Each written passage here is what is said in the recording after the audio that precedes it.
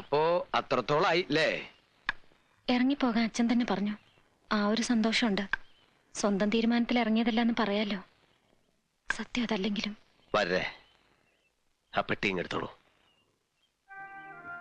ഇവിടെ ആർക്കും വേണ്ടാത്ത 2 അനാഥ ആത്മാക്കളുടെ കൂടെ കഴിയാം. വാകുട്ടി, അകത്ത് ഒരുപാട് മുറികളുണ്ട്. ഇനി അടുക്കളയുടെയും കലവറയുടെയും താക്കോല് ഞാൻ അങ്ങ് തരും. എന്നിട്ട് താനങ്ങടാ കാശിക്കോ? അത് മനസ്സിൽ വെച്ചോളൂ. ഇനിയുള്ള കാലം ബാനുവിന്റെ കൈകൊണ്ട് വല്ലതും വെച്ചുണ്ടാക്കി കഴിച്ചിട്ട് ഞാനൊന്ന് സുഖമായിട്ട് കഴിയാൻ പോവാ. അപ്പോ ഇയാളിവിടെ അടുക്കളപ്പണിക്ക് വന്നതെന്നാ തന്റെ വിചാരം?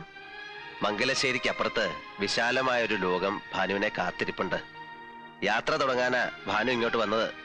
ചെല്ലു, ഇയാളിങ്ങനെ പല വിഡ്ഢിത്തരങ്ങളും പറയും.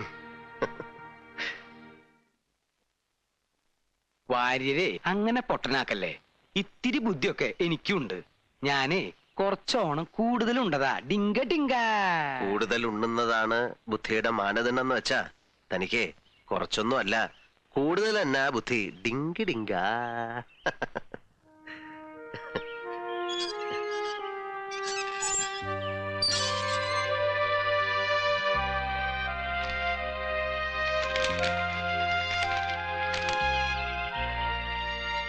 വരേ വരേ.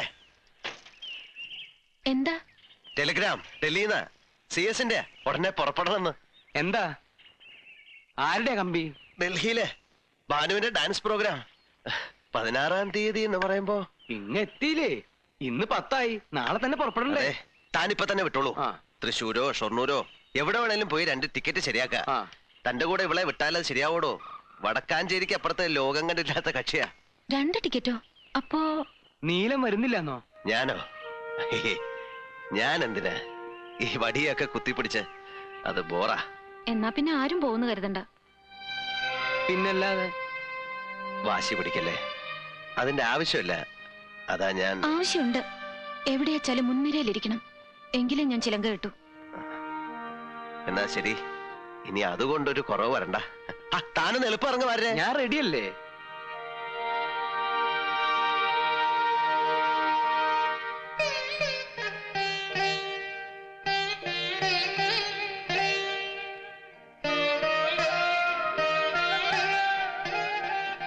എന്താ ഒരാലോചന? ഞാൻ ഓരോ കാര്യങ്ങൾ ഓർത്തങ്ങനെ നിന്നുപോയി. ഗംഭീരാവണം പ്രോഗ്രാം. പലരും ഉണ്ടാവും കേമന്മാർ. നൃത്തം കഴിയുമ്പോ ബാക്ക് സ്റ്റേജിൽ അഭിനന്ദിക്കാൻ വരുന്ന മഹാന്മാരുടെ ബഹളം. ഞാനതിങ്ങനെ മനസ്സിൽ കാണുമായിരുന്നു. സത്യം പറയട്ടെ, എനിക്കിപ്പോ വലിയ മോഹങ്ങളൊന്നുമില്ല. നൃത്തത്തിനോടുള്ള ആ ആവേശമൊക്കെ വിട്ടുപോയെന്ന് തോന്നുക. വിഡ്ഢിത്തരം പറയരുത്. ആ ആവേശമാണ് പ്രാണവായു പോലെ കൂടെ വേണ്ടത്. പിന്നെ മോഹങ്ങൾ ഒരുപാട് മോഹിച്ചാലേ കുറെയെങ്കിലും നടക്കൂ. ആകാശത്തോളം മോഹിച്ചോളൂ, ഒരു കുന്നോളം കിട്ടും. ഇതുകൊണ്ടൊന്നും ആയില്ല. കടലും കടന്നു ചെല്ലണം.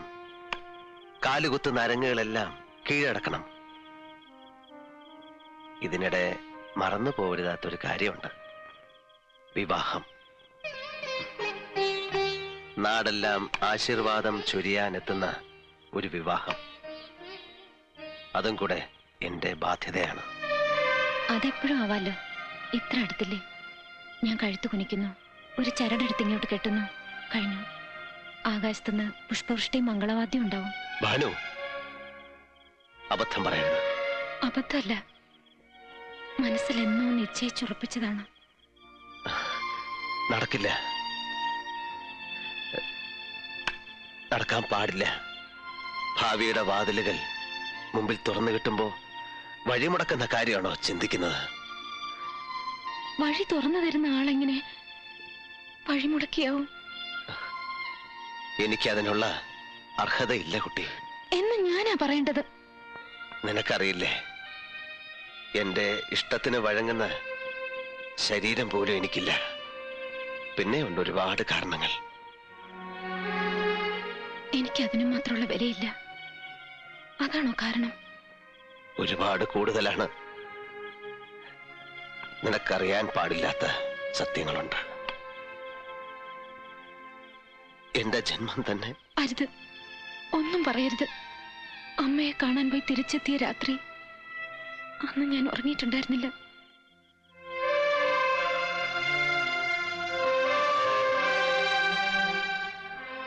വേണ്ട, ആ വിഷയം അവസാനിപ്പിക്കാം. എല്ലാം തന്റെ നന്മയ്ക്കായിരുന്നുവെന്ന് പിന്നീട് ബോധ്യമാവും.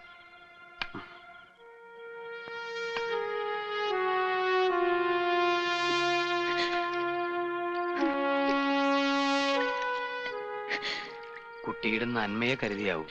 ആ നന്മ എനിക്ക് വേണ്ട. ഈ ജന്മം മുഴുവൻ അദ്ദേഹത്തെ ശുശ്രൂഷിക്കാനുള്ള ഒരു അവകാശം, അത്രേ ഞാൻ കൊതിക്കുന്നുള്ളൂ. മോളെ, നീ നാളെ ലോകം മുഴുവൻ അറിയപ്പെടേണ്ട കലാകാരിയാണ്. പക്ഷെ ഞാനൊരു പെണ്ണും കൂടിയാണ് വാര്യരമ്മാവ. ഇത്തിരി മോഹങ്ങൾ ഞാൻ കൂട്ടിവെച്ചിട്ടുണ്ട്. അതെല്ലാം മറക്കുന്നതിൽ എളുപ്പം മരിക്കുന്നത്.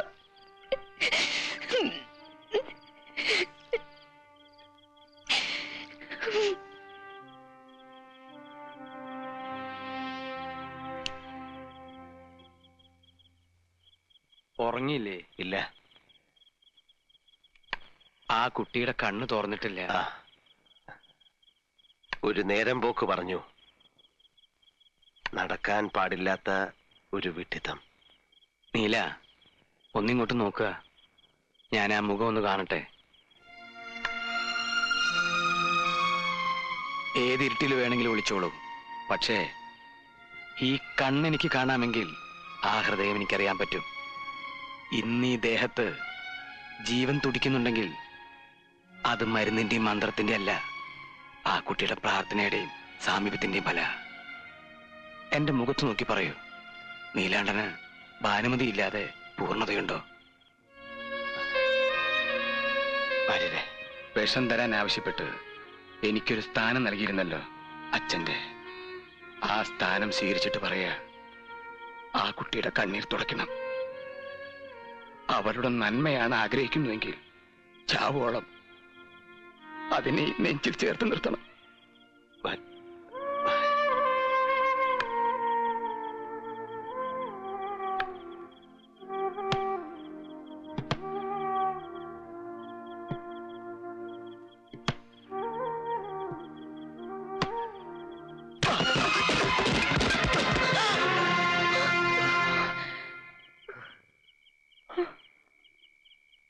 മനസ്സിടറി. അതാ കാല്.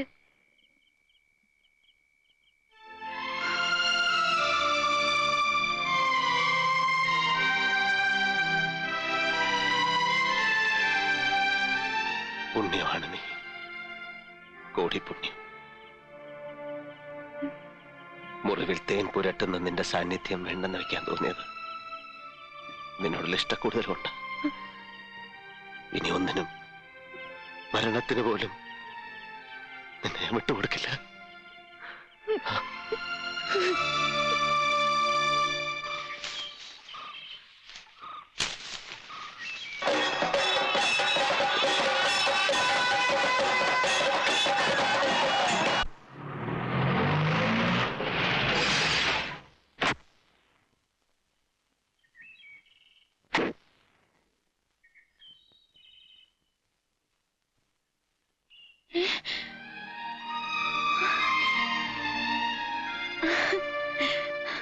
മോളെ. ബാനുജി, ഇന്ന് രാവിലെ എന്റെ കല്യാണമായിരുന്നു. ഞാൻ ഒരുപാട് പറഞ്ഞു നോക്കി അച്ഛനോട്. ചേച്ചി വന്നൊന്ന് കാണാൻ കൂടെ സമ്മതിച്ചില്ല. ചേച്ചി ആഗ്രഹിച്ച അച്യുതേട്ടൻ എന്തൊരു വെട്ടിയാ, മൂപ്പർക്ക് എന്തുകൊണ്ടും ചേരുക ഞാനാന്ന് ഓർക്കണ്ടായിരുന്നു. മോളെ, അച്ഛന് സമാധാനായി. ഇനിയൊരു കുടിയൊഴിപ്പിക്കൽ ഉണ്ടാവില്ലല്ലോ. പോരെങ്കിൽ ഇപ്പോ മരുവിന്റെ വീടും സ്വത്തും നോക്കി നടത്തുന്ന എന്റെ അന്തസ്സും. എനിക്കിഷ്ടമല്ലാതെ ഇഷ്ടവും ഇഷ്ടക്കേടും എന്നെ പോലൊരു പെണ്ണിന് അങ്ങനെയൊക്കെ ഉണ്ടോ? കിട്ടിയത് മഹാഭാഗ്യം എന്ന് കരുതല്ലാണ്ട്. ഭാരതി ചേച്ചി വിളിക്കണം.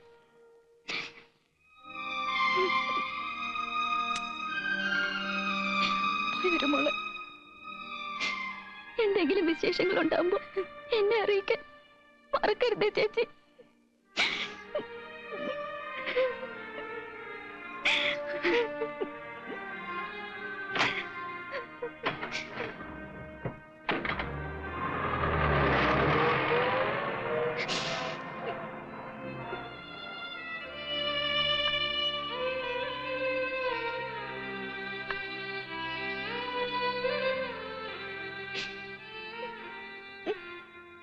അവൾക്ക് നല്ലത് വരാൻ പ്രാർത്ഥിക്കൂ. എന്റെ അനിയത്തി. അരുത്, കരയരുത്. ചെല്ലു, ഒരുക്കങ്ങളെല്ലാം തീർക്കണ്ടേ? മനസ്സിലിനി ഇന്നത്തെ യാത്ര മാത്രം, അതേ പാടുള്ളൂ. എനിക്ക് അച്ഛനെ ചെന്നൊന്ന് കാണണം. ശാപം ഏൽക്കാതിരിക്കാൻ ആ കാലിൽ തൊട്ടൊന്ന് നമസ്കരിക്കണം. കാണുന്നതേ ചതുർത്ഥിയായിരിക്കും എന്നറിയാം. എന്നാലും എന്നാ വേഗം വേണം, സമയമില്ല. എനിക്കിത്തിരി ധൃതി കൂടുതലുണ്ടല്ലേ, ഒരു എക്സൈറ്റ്മെന്റ്. ചെല്ലേ.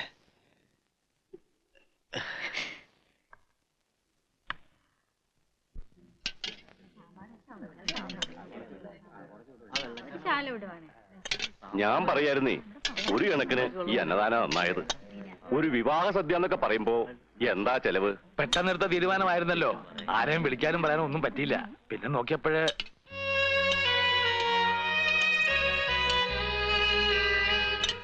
എനിക്ക് എന്റെ അനിയത്തിയുടെ കല്യാണം കാണാൻ പറ്റിയില്ല. അതിന്റെ പേര് കിട്ടുന്ന ഒരു പിടി ചോറ്, അത് ഞാൻ തിന്നോട്ടെ അച്ഛ. അച്ഛന് വെറുപ്പാണെന്നറിയാം. യാത്ര പറയാനും അനുഗ്രഹം വാങ്ങാനുമാണ് ഞാൻ വന്നത്. ഞാനിന്ന് പോവാണ്. അച്ഛൻ മറന്നു കഴിഞ്ഞ ആ പഴയ സ്വപ്നം ശപിക്കരുത് അച്ഛ. അച്ഛന്റെ ഭാനു തെറ്റൊന്നും ചെയ്തിട്ടില്ല. അച്ഛനൊന്നും മറന്നതല്ല മോളെ. വിധി അച്ഛനെ മോളെ ഒക്കെ മാറ്റിയതാ. ശപിക്കാൻ അച്ഛന് കഴിയുമെന്ന് തോന്നുന്നുണ്ടോ കുട്ടിക്ക്?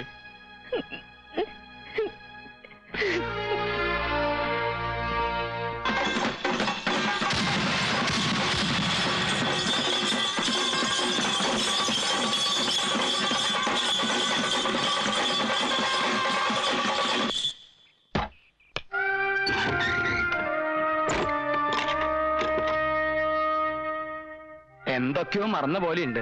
ഇടിപിടിന്നുള്ള യാത്രയായി പോയില്ലേ? എന്ത് മറക്കാൻ, എല്ലാം മറക്കാനല്ലേ ഈ യാത്ര. ഭാനുവിനെ കാണുന്നില്ലല്ലോ.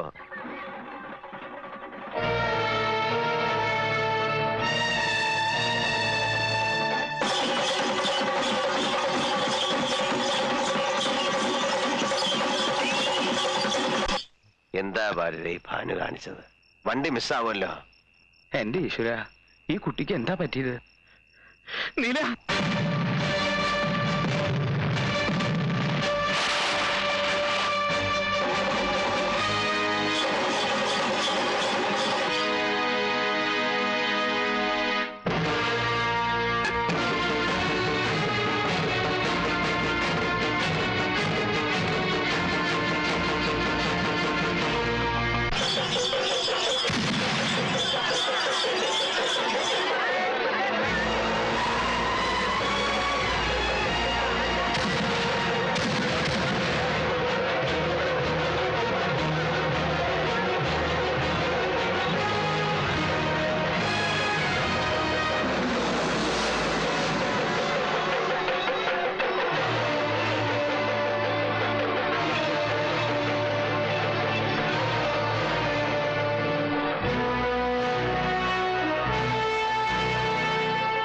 നീ വന്നു അല്ലേ?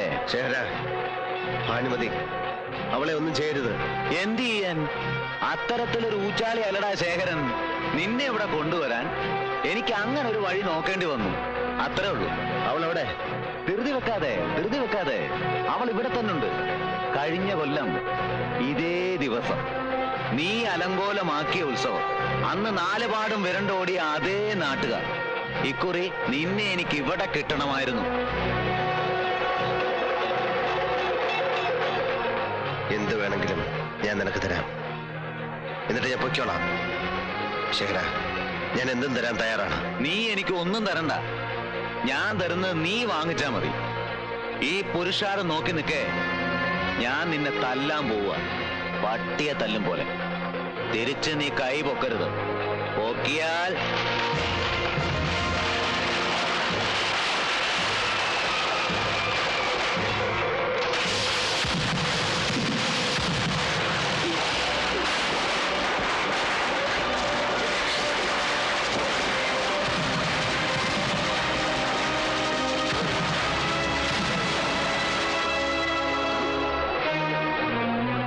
പൊക്കിയ വെടിമരുന്ന് പോലെ കത്തും. അവളുടെ കരച്ചില് പോലും പിന്നെ നീ കേക്കില്ല. നീലകണ്ഠനെ ശേഖരൻ ജയിക്കുന്നതിന് ഈ ആളുകൾ മുഴുവൻ സാക്ഷിയാവണം. എന്നാലേ എന്റെ കലി തീരൂ.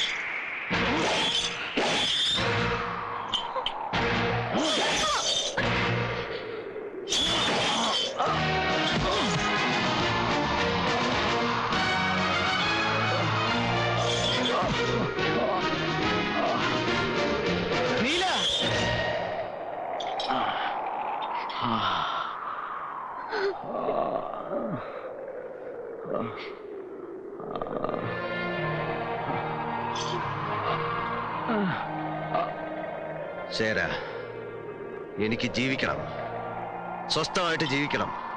അതിന് തടസ്സം നിൽക്കാൻ ഇനി നിന്റെ കൈകൾ ഉണ്ടാകരുത്. അതുകൊണ്ട് ഞാനിത് എടുക്കുക.